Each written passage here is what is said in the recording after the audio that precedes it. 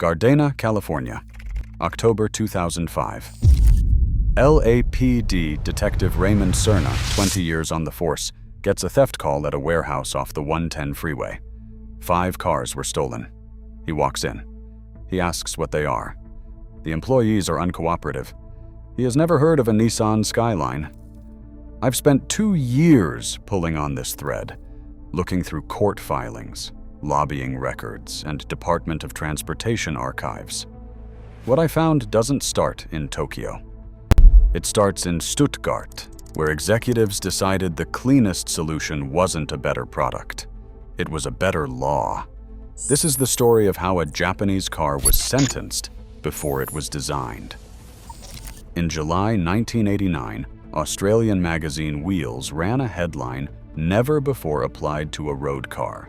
They called it Godzilla. The car was the Nissan Skyline R34 GTR. It won 3 consecutive Australian touring car championship titles, 1990, 1991, and 1992. It finished first and second in 6 of 9 races in 1991 alone.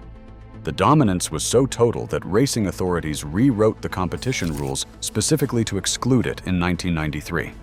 One Japanese car made every other machine on the grid irrelevant, so they changed the law. That DNA carried into the R34.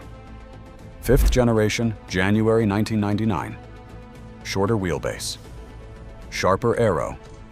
The RB26 DETT twin-turbo inline-6 under the hood.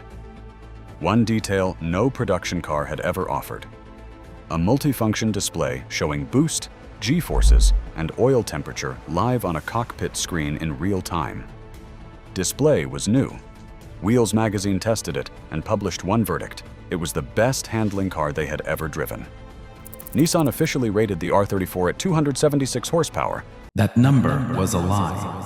In 1989, the Japan Automobile Manufacturers Association, JAMA, locked in a pact called Jishu Kisei, which meant no Japanese performance car would officially advertise above 276 horsepower. Independent dyno tests on R34s returned 320 to 330. Nissan knew, Honda knew, Mitsubishi knew. A car that ran the quarter mile in 12.2 seconds, officially, while lying about how. A car that lied about what it was, built for a country that would be lied to about why it could not have it. If you grew up in the late 1990s, your first R34 was not on a road. It was on a screen. Gran Turismo 2 on PlayStation. Need for Speed Underground, the cover car. An entire generation learned this machine on a controller because someone made it the only option. That was not circumstance. That was a law. So when critics claimed the R34 was banned for being too fast for police to catch, understand the absurdity. In 1999, a Dodge Viper produced 450 horsepower. Street legal. No problem. A Corvette Z06 pushed 385. Power was never the conversation. That conversation happened a decade earlier. The R34 was never invited. To understand why, go back to 1985, not Japan. Europe. The American gray market was booming. That year, 66,900 foreign vehicles entered the United States through unofficial channels, better equipped and cheaper than their American counterparts. Mercedes-Benz sold a detuned 380 SEL in the United States, while Europeans drove the more powerful 500 SEL. American buyers found the gap and imported directly. Mercedes-Benz North America was losing millions, sometimes to its own dealers. Mercedes did not close the product gap. They lobbied to close the import door. Alongside the American Automobile Dealers Association, Mercedes launched a congressional campaign, documented in the George Washington Journal of International Law and Economics. The pitch was safety. Gray market conversions were unregulated, substandard, dangerous.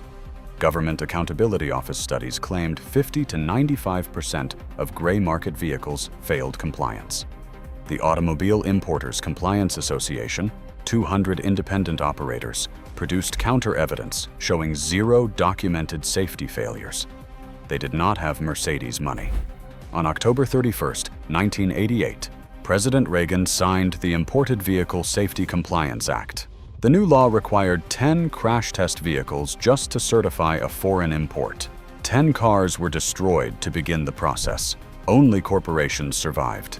Gray market imports collapsed from 66,900 in 1985 to roughly 300 by 1995. A 99.5% wipeout. Boardroom written and Congress ratified. The R34 wasn't even a sketch, but the cage was already welded shut. Mercedes didn't ban the Skyline. They built the prison.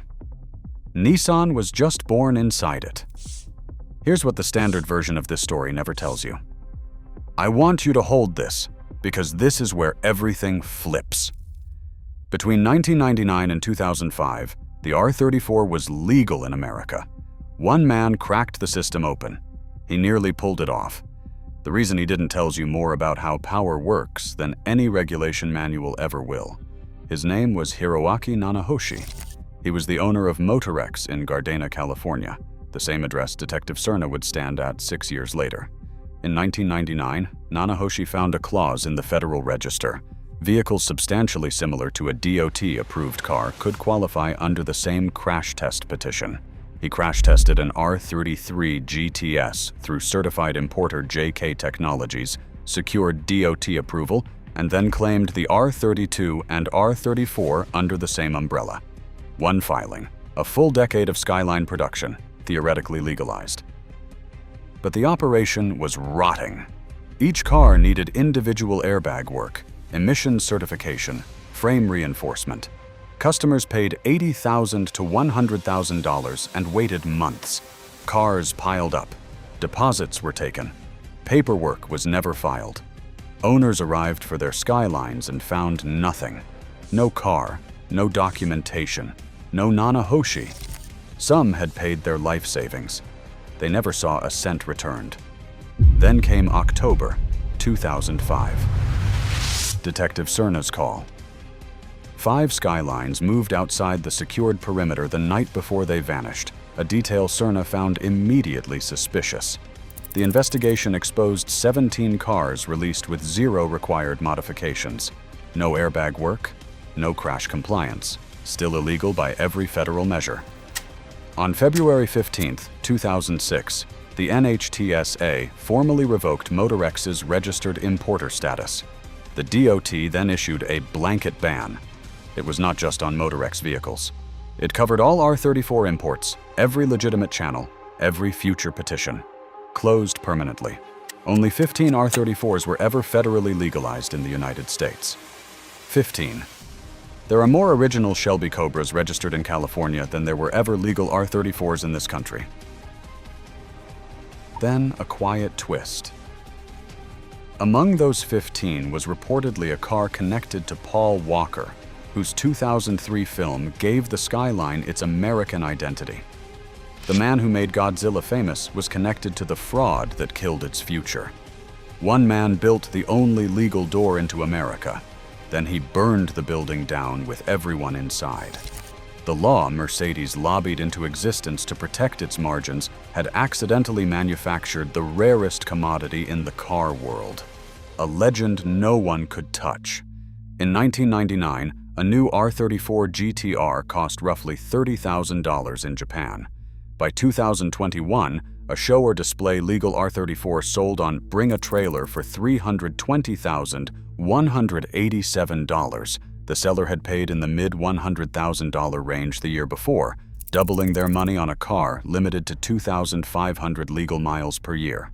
A Nismo Z-Tune, one of only 19 ever built, sold for $1.985 million in 2022, the highest Skyline ever recorded at public auction. Paul Walker's Bayside Blue R34, seized at the US border after filming, auctioned at Bonhams, Brussels in 2023 for $1.357 million. Data from Classic.com in 2025 puts the average R34 GTR auction at $195,636. Mint examples clear $300,000. Every 1999 Mercedes E-Class has depreciated to near zero. The car they helped ban went up tenfold. Some examples went 60-fold. The market settled the argument the law tried to bury. I started this investigation looking for a villain. What I found was a system where the distance between safety regulation and corporate self-interest was always thinner than the public was told. The R34 wasn't banned because America feared the car. It was banned because the wrong people feared what it would do to a balance sheet. The racing authorities banned the R32 for being too dominant. The lobbyists banned the R34 for being too desirable. In both cases, the ban became the legend. Godzilla wasn't killed. It was created.